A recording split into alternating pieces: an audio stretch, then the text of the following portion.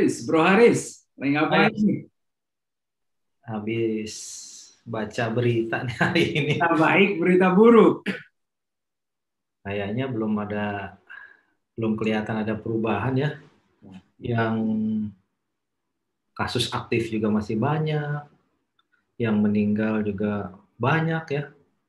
3 hari ya, hat trick. Iya, Hari ini tembus 80.000. iya. 80.000 berapa paroki bro ya? Mm-mm. 9 paroki. 9 paroki punya umat, buset deh. Buset deh. Eh, saya sih cuma kasihan sama orang-orang yang meninggal pada saat pandemi. Karena udah jadi mayat pun mereka masih dipersulit gitu. Kamu dengar kan cerita mengenai kartel kremasi sampai 80 juta sekali kremasi. Mana pernah sih sejarahnya kremasi 80 juta? Iya, itu dia. Benar? Yang itu yang meninggal. Kalau yang sakit pun itu juga harus sendiri loh. Iya, Gak ada yang berani nolong. betul. Saudara kita sendiri pun kita mau nolong itu gimana ya? Kita sendiri juga ada ya manusia Apa, ya. takut ya. Ya yang bisa Apa, menolong hanya diri mereka sendiri. betul, betul. Terus Jadi yang paling kita nggak bisa kesian ngapain. Kalau ini pas sakit kondisinya itu nggak memungkinkan, gimana dia harus ke rumah sakit, benar. ya kan? Bro, dulu ya kalau orang itu lagi berkabung, paling damai itu kalau ada teman, ada saudara yang mendampingi ya. Sekarang protokol kesehatan lagi. Ada loh yang di makam itu udah nggak pakai ibadat sama sekali gitu. Mm-mm. Karena terburu-buru mungkin slot untuk pemakamannya sudah datang, belum sempat mencari pastor atau pendeta atau siapapun ya pemimpin agamanya. Terus nggak bakal deh sekarang bisa 3-4 hari di rumah duka begitu.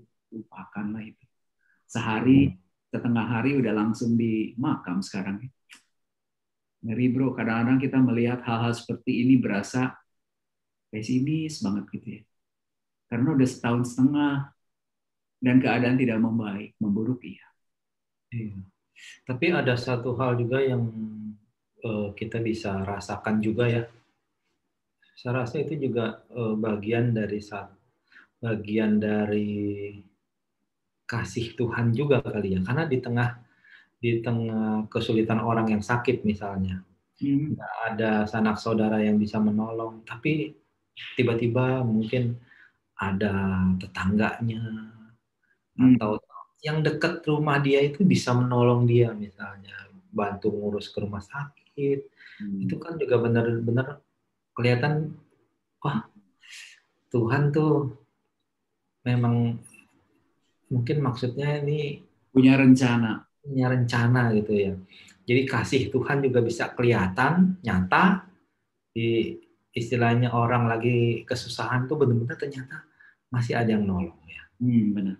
Mungkin Tuhan ingin mengajarkan kita supaya kita itu bisa lebih bersilaturahmi dengan orang-orang yang dekat. Kehidupan kota besar kan tahu sendiri.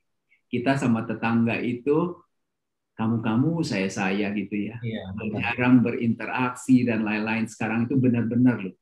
Rupanya kita itu membutuhkan pertolongan orang lain.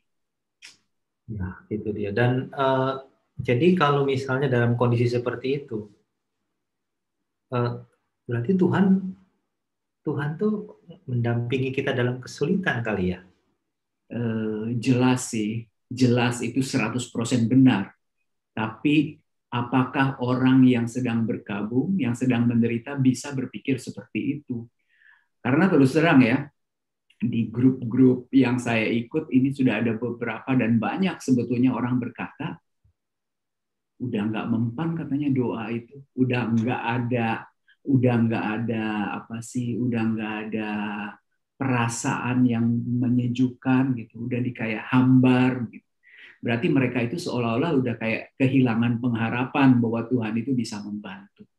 Makanya hari ini bro kita kita coba gali kitab suci, melihat kejadian di kitab suci lalu kita mencoba membaca gitu ya. membaca jalan pikiran Tuhan. Kenapa seolah-olah Tuhan ini kok membiarkan gitu pandemi ini berkelanjutan dan bahkan sampai menelan korban begini banyak. Ingat gak di kitab suci kisah keluarga yang ditinggal mati oleh anggota keluarganya? Ya, itu ada di Injil Yohanes, cerita tentang kematian Lazarus. Itu di Yohanes bab 11. Yohanes bab 11 ya. Yuk bro, kita buka, kita baca, lalu kita dalami ya. Sebetulnya apa sih makna penderitaan ini? Cocok nggak dengan situasi yang seperti kita alamin ya? Nah, kita jangan jawab cocok apa tidaknya. Kita hari ini renungkan justru. Kita bisa mengambil kesimpulan apa enggak gitu dari bacaan. Kan tahu ya ceritanya bro ya. Jadi keluarga Lazarus, Marta, Maria ini keluarga yang sangat dikasihi Yesus. Kalau Yesus itu berkunjung ke Yerusalem, pasti mampir ke rumah mereka. Karena rumah mereka di Betania, ini dekat sama Yerusalem. Boleh dikatakan markasnya lah, markas Yesus kalau Yesus ini kunjungan ke Yerusalem. Nah, tiba-tiba, ini kebetulan banget nih, Yesus itu dan murid-muridnya lagi ada di tempat yang jauh, di seberang sungai Yordan. Tiba-tiba Lazarus sakit. Nah bro, kita baca bro, ayat ketiga, bab 11 ayat 3. Bab 11, Yohanes bab 11 ayat 3 ya. Yohanes bab 11 ayat 3. Dan Lazarus yang sakit itu adalah saudaranya. Kedua perempuan itu mengirim kabar kepada Yesus. Tuhan, dia yang engkau kasihi sakit. Oke, wajar lah ya. Saudara sakit, Lazarus, Maria dan Marta panik, buru-buru kasih kabar sama Yesus. Nah ini kalau saya bayangkan ini mirip dengan orang-orang yang berdoa ketika ada anggota keluarganya yang sakit. Kali ini kita khususkan saja terpapar COVID. Kalau udah terpapar COVID kan sekarang pasti orang itu nggak punya pilihan lain kecuali berdoa. Karena apa? Jangan sampai parah, ya kan? Jangan sampai merembet kemana-mana, komorbid. Jangan sampai kesulitan mencari kamar rumah sakit. Jangan sampai kesulitan memperoleh obat dan lain-lain. Itu serba susah. Jadi ini doa setiap orang yang sedang menderita, apalagi menderita penyakit. Salah satu saudaranya menderita penyakit yang boleh dikatakan sangat berbahaya. Nah sekarang kalau kita itu berdoa kepada Tuhan, kan ada dua kemungkinan. Doa kita dikabulkan atau doa kita tidak atau belum dikabulkan. Nah kita lihat nih, Yesus mengabulkan permintaan mereka atau tidak. Bab 11 ayat 6. Yohanes bab 11 ayat 6. Namun setelah didengarnya bahwa Lazarus sakit, ia sengaja tinggal 2 hari lagi di tempat di mana ia berada. Aneh banget ya. Nah, seolah-olah Yesus itu justru menunda, memperpanjang kunjungannya ke seberang sungai Yordan. Seolah-olah berita tentang sakitnya Lazarus ini, udahlah, biarin aja. Nah, sekarang kita sudah melihat kecocokannya dengan kondisi orang-orang yang berdoa, minta tolong kepada Tuhan, tapi doanya seolah-olah tidak didengarkan oleh Tuhan. Benar kan ya? Nah, sayangnya ceritanya Lazarus ini tidak keburu tertolong. Dia meninggal, dan ketika Yesus itu sampai ke kota Betania, Lazarus itu sudah meninggal 4 hari. Sudah meninggal 4 hari. Nah, kalau orang Yahudi zaman dahulu, kalau keluarga ada yang meninggal, berkabungnya itu 7 hari. 7 hari ya. Dan biasanya diisi dengan tangisan-tangisan. Bahkan kadang-kadang mereka menyewa orang-orang tertentu untuk menangis. Jadi ratapan itu merupakan bagian dari kegiatan perkabungan. Nah sekarang ya, Yesus baru sampai nih sesudah Lazarus ini 4 hari meninggal. 4 hari meninggal. Nah ketika Yesus datang, yang pertama kali menjemput Yesus adalah Marta. Kita lihat bro. Bab 11 ayat 21. 20 bab 11 ayat 2. Oh ya, 20 dan 21. Bab 20 11 ayat 20 dan 21. Oke. Ketika Marta mendengar bahwa Yesus datang, ia pergi mendapatkannya. Tapi Maria tinggal di rumah. Maka kata Marta kepada Yesus, "Tuhan, sekiranya Engkau ada di sini, saudaraku pasti tidak akan mati."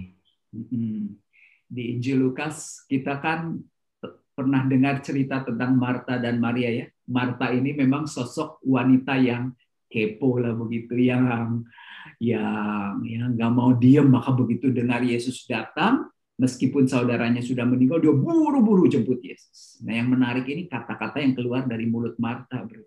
Dia katakan, "Tuhan, sekiranya Engkau ada di sini, saudaraku pasti tidak mati." Saya berpikir ya, karena tadi ini saya baru baca berita.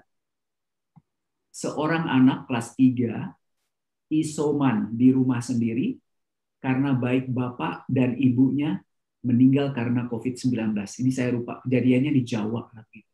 Jadi ibu meninggal tanggal 19, bapaknya tanggal 20. Dia kelas 3 SD ditinggalkan sendiri. Kita membayangkannya perasaan anak itu seperti apa. Pasti dia akan berkata, kalau dia mampu berkata-kata kepada Tuhan, "Tuhan, sekiranya Engkau ada di sini, pasti papa dan mama saya tidak meninggal." Benar kan ya? Dan itu nggak salah loh. Sesuatu yang sangat manusiawi begitu. Bagaimana mungkin sih kita membayangkan sekarang anak kelas 3 SD itu paling 9 atau 10 tahun meninggal, ditinggal mati oleh kedua orang tuanya, dia harus isoman sendiri di rumah. Kasihan banget. Ya, reaksi yang wajar. Nah, sekarang kita lihat saudaranya nih, si Maria. Maria ngomong apa gitu ya. Karena Maria dan Marta ini beda kan, kamu lihat di Injil Lukas kan. Martanya lagi sibuk melayani Yesus di meja, Maria mah tenang aja di dekat kaki Yesus begitu, ya. Di dekat kaki Yesus sambil mendengarkan Yesus mengajar. Nah, sekarang kita lihat reaksi Maria di bab 11 ayat 32 dan 32 saja cukup. Ayat 32. Setibanya Maria di tempat Yesus berada dan melihat dia, tersungkurlah ia di depan kakinya dan berkata kepadanya, "Tuhan, sekiranya Engkau ada di sini, saudaraku pasti tidak mati." Oke. Kita ingat di Lukas bab 10, Maria juga dikatakan duduk di dekat kaki Tuhan, ya. Sekarang dia juga langsung tersungkur di depan kaki Tuhan. Nah, menurut bahasa kitab suci, ini artinya Maria mengambil posisi berdoa. Berdoa si Maria ini. Tapi ngomongnya sama apa enggak dengan kakaknya? Coba kita lihat. Maria ini mengucapkan kalimat yang persis dengan kalimat yang diutarakan oleh Marta. "Tuhan, sekiranya Engkau ada di sini, saudaraku pasti tidak mati." Kita bisa membayangkan ya, orang yang sedang bersedih ditinggal mati, anggota keluarga yang dikasihi, berdoa, tapi dalam doanya ada protes. Protesnya sama kan? "Tuhan, sekiranya Engkau ada di sini, saudaraku pasti tidak mati." Kata yang diucapkan, "Tuhan, sekiranya Engkau ada di sini" aja udah bentuk protes. Kalau pakai kata sekiranya itu berarti mereka menuduh kan, "Tuhan, Engkau tidak ada di sini." Dan saya merasakan bahwa pada suatu momen tertentu manusia itu bisa menganggap bahwa hal itu merupakan sebuah kebenaran. Karena mereka sedang sedih, merasa ditinggalkan orang yang dikasihi, lalu melihat Tuhan itu tidak membantu. Itu saja. Nah, cuman ini benar nggak sih pendapatnya Maria dan Marta? Ada satu lagi bro, yang komentar nih, ada yang komentar. Yang komentarnya ini adalah orang-orang yang melayat. Coba dibaca ayat 37, bab 11 ayat 37. 37, tetapi beberapa orang di antaranya berkata, "Ia yang memelekkan mata orang buta, tidak sanggupkah ia bertindak sehingga orang ini tidak mati?" Wah, ini lebih gila lagi komentarnya. Ya kan? Lagi Hujat ini kan, karena memang di bab 9 diceritakan Yesus menyembuhkan orang orang buta sejak lahir. Lalu orang yang melayat ini bilang, ini memelekkan mata orang buta bisa, tapi berbuat sesuatu agar orang yang dikasihi tidak mati tidak bisa gitu. Waduh, ini lebih parah lagi nih komentar. Tapi itu bukan mustahil juga keluar dari orang-orang tertentu loh, dalam keadaan putus asa gitu. Tuhan, kau kok tidak bisa berbuat apa-apa ya? Yang mati sudah di atas 80.000 di Indonesia. Di dunia itu sudah 4 juta. Ini udah kayak aduh, genosida ya. Ada pembantaian manusia. Nah, paham-paham seperti ini sangat manusiawi, akan tetapi perlu kita luruskan. Perlu kita luruskan. Nih, sekarang kita lihat dari sisi Yesusnya sendiri. Dari sisi Yesus sendiri. Coba bro, baca ayat 34, 35, 36. 3 ayat itu. 34, 35, 36. Bab 11 ayat 34, 35, 36. Di manakah dia kamu baringkan? Jawab mereka, Tuhan, marilah dan lihatlah. Maka menangislah Yesus. Kata orang-orang Yahudi, lihat betapa kasihnya kepadanya. Nah, jadi Yesus itu mau melihat makam Lazarus. Lalu dibawalah Yesus oleh orang-orang ke makam Lazarus. Apa yang dilakukan Yesus di depan makam Lazarus? Yesus menangis. Ini ada satu hal yang aneh nih, Bro. Kita tahu kan kelanjutan cerita ini, Yesus membangkitkan Lazarus. Kalau saya jadi Yesus, saya nggak bakal nangis dong. Karena saya tahu bentar lagi saya bakal bangkitkan Lazarus. Kenapa harus nangis gitu? Benar kan? Nah, tapi kalau saya berpikiran seperti itu, saya bisa ngomong begini, Yesus ini nangisnya pura-pura atau bersandiwara.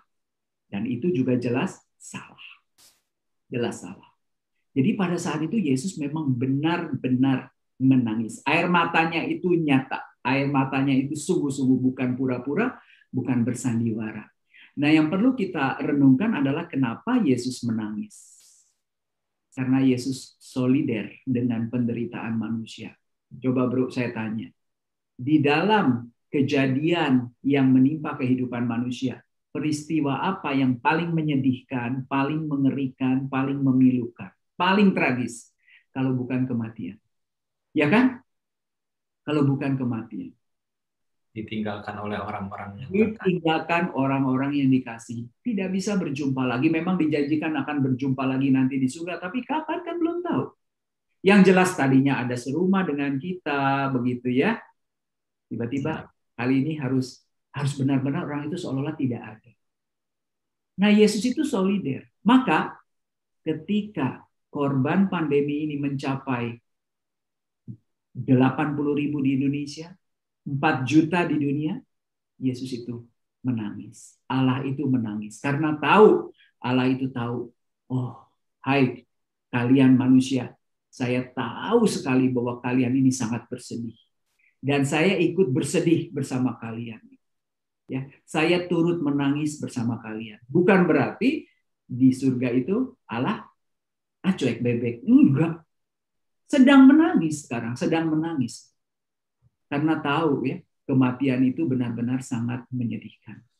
Nah, yang kedua, sekarang coba buka bab 11 ayat 41. Bab 11 ayat 41. Maka mereka mengangkat batu itu.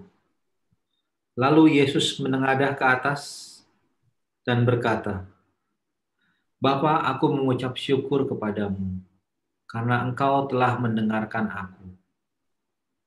Nah, sampai di depan makam, Yesus menyuruh orang mengangkat batu penutup makam Lazarus. Jadi orang Yahudi itu makamnya gua, lalu guanya ditutup pakai batu. Gitu. Batunya untuk melindungi supaya tidak terjadi pencurian. Begitu ya. Nah, batu ini diangkat. Lalu apa yang dilakukan Yesus ketika batu itu sudah diangkat? Hanya satu. Yesus ini berdoa kepada Allah Bapa. Dan kalau kita lihat bunyi doanya, Bapa, aku mengucap syukur kepadamu karena engkau telah mendengarkan aku. Engkau telah mendengarkan aku. Berarti sepanjang Yesus ini tinggal di seberang Sungai Yordan, begitu mendengar kabar dari Maria dan Marta, lalu dalam perjalanan dari Yordan ke Betania, Yesus ini pasti tidak berhenti-hentinya berdoa kepada Allah Bapa. Supaya apa? Supaya Allah Bapa ini bisa dimuliakan lewat diri Yesus melalui kebangkitan Lazarus. Berarti sekarang kita tanya nih, Allah kita ini Allah yang peduli atau Allah yang tidak peduli? Dia Allah yang peduli. Kenapa? Dia tuh terus-menerus berkomunikasi. Allah yang berkomunikasi, Allah yang terus-menerus merencanakan sesuatu yang lebih baik buat kita. Maka kalau kita lihat reaksi terakhir dari kisah kebangkitan Lazarus, coba bro dibaca di ayat ke-45. Ayat 45. Banyak di antara orang-orang Yahudi yang datang melawat Maria dan yang menyaksikan sendiri apa yang telah dibuat Yesus percaya kepadanya. Nah, tadi kan kamu ngomong sama saya. Di tengah keadaan di mana saudara dekat tidak bisa berbuat apa-apa, ternyata tiba-tiba Tuhan memakai orang lain yang bisa membantu. Ya, entah itu tetangganya, entah itu RT-nya, entah itu siapa yang membantu. Dan ini adalah wujud bagaimana manusia itu tertarik untuk percaya kepada Allah. Kalau mereka itu tidak beriman kepada Allah, mustahil mereka itu mau membantu orang yang tidak dia kenal dan lain-lain begitu. Dan hal ini bisa kita lihat juga dari pengorbanan tenaga nakes. Ya, tenaga nakes itu kerjanya luar biasa, dokter, perawat, dan lain-lain begitu ya. Saya lihat bagaimana sebetulnya keadaan ini kelihatannya begitu suram, tetapi ada titik-titik yang cerahnya sebetulnya. Salah satunya adalah seperti saya katakan tadi, bagaimana orang itu merasakan bahwa benar ya, selama ini saya hidup ini kalau individualis, tidak mau peduli dengan orang di sekitar saya, itu salah. Karena apa? Justru ketika saat ini saya tahu sekali bahwa saya membutuhkan orang-orang yang dekat dengan saya. Nah bro, ini masih ingat nih kebetulan kita pakai seragam yang sama lagi ya. Seragam ini ada tulisannya, ini tulisan dalam bahasa Mandarin. Tulisan ini amat sulit dicari padanannya dalam bahasa Indonesia ya. Nah, arti dari dua kata ini sebetulnya adalah perjanjian rahasia. Apa sih perjanjian rahasia juga kurang tepat. Gini bro, misalnya kita berdua ini berteman. Saking bertemannya, kita itu nggak perlu ngomong satu sama lain, tapi kita masing-masing tahu apa yang bro butuhkan, apa yang bro rasakan. Dan sebaliknya, bro juga mengetahui apa yang saya rasakan, apa yang saya butuhkan. Itu yang namanya dua kata ini. Nah inilah yang dilakukan oleh Allah sekarang ini. Dia berbuat sesuatu tapi tidak berkata-kata. Dan biasanya kesepakatan rahasia ini akan menghasilkan hasil yang jauh lebih baik daripada sesuatu yang digembar-gemborkan. Kita lihat saja, diam tapi berbuat sesuatu. Seperti Yesus kan diam, nggak diceritakan. Nggak taunya dia berdoa terus kepada Allah Bapa. Nah, kalau udah melihat cerita tentang kebangkitan Lazarus seperti ini, semoga lah ya cerita ini bisa memberikan kekuatan gitu kepada orang-orang yang sedang menderita karena ditinggalkan orang-orang yang dikasihi. Kita harus yakin dan percaya bahwa Tuhan itu mempunyai rencana yang lebih baik buat kita semua. Salah satunya, pandemi ini benar-benar akan mengajar kita bagaimana menjadi manusia yang lebih baik. Itu saja sih yang saya rasa. Iya, benar. Dari bacaan tadi juga kita benar-benar menyadari bahwa memang sebenarnya di tengah kesulitan kita ini, Tuhan tuh sebenarnya mendampingi kita terus ya. Saya sih merasakan begitu ya. Karena begini loh, saya sering bertanya pada diri sendiri, sekuat-kuatnya daya itu tahan tubuh kita ini, sampai kapan ya kita itu mampu bertahan? Betul kan ya? Ya. Kalau satu hari lewat satu hari masih diberi kesehatan, padahal kan kita kerja sejak PSBB lah sampai PP, PPKM darurat, PPKM pakai level-levelan sekarang, bekerja tidak pernah meninggalkan kantor setiap hari begitu ya. Nah, tapi Tuhan itu melindungi. Dan kalau kita lihat sekarang gereja ditutup ya karena protokol kesehatan. Tapi saya lihat umat Katolik juga tetap saja ya rajin untuk berdoa begitu. Rajin untuk mengikuti kegiatan-kegiatan online. Sesuatu hal yang tidak bisa kita bayangkan sebelumnya. Iya. Kita bisa membayangkan nggak pernah ada misa online, nggak pernah. Saya ngajar kitab suci online jauh dari mimpi saya begitu, itu nggak pernah ada. Tapi nyata-nyatanya memang zaman berubah sehingga kita harus berbuat sesuatu untuk mengatasi masalah yang sedang kita hadapi bersama-sama. Sebetulnya sedikit banyak membuat kita menjadi orang yang lebih baik sebetulnya. Iya. Kalau menurut saya, itulah titik cerah dari awan gelap ya yang meliputi pandemi ini. Maka bro, ya sudah, dulu waktu kita ngobrol pertama kali, bro yang mengatakan tidak ada yang dapat kita lakukan kecuali mengandalkan Tuhan. Banyak orang yang sedang sibuk sekarang memikirkan kapan mereka bisa di vaksin yang ketiga atau vaksin yang keempat dan seterusnya. Padahal berapa kali vaksinnya kita? Ya, mereka berpikiran kali semakin banyak semakin baik. Padahal banyak loh negara-negara itu yang pemerintahnya belum mampu membeli vaksin, ya, ya kan? Ya, nah, jadi saya sudah vaksin. Saya mengatakan bahwa sementara ini kita ikutilah protokol kesehatan yang tepat sambil mengandalkan Allah. Tidak ada cara lain. Tidak ada cara lain. Sambil kita bertumpu pada suatu keyakinan bahwa Allah itu di surga sedang peduli. Allah itu di surga juga ikut menderita bersama kita yang menderita di sini. Itu saja sih saya rasa. Nah, luar biasa. Moga-moga ini jadi penghiburan ya, karena setiap hari kita ada aja berita duka gitu ya. Seminggu itu pasti adalah 1-2 kali itu berita-berita duka begitu dari teman dekat, kadang-kadang di seksi panggilan, suster, pastor dari Jakarta, dari daerah lain. Aduh, ada langganan makanan yang biasa kita beli makan atau meninggal, itu kaget juga kita ya. Kok lingkarannya makin dekat? Itu benar lah. Dalam keadaan seperti itu kita tidak bisa berbuat apa-apa kecuali menyerahkan segala sesuatu kepada Tuhan. Itu aja sih.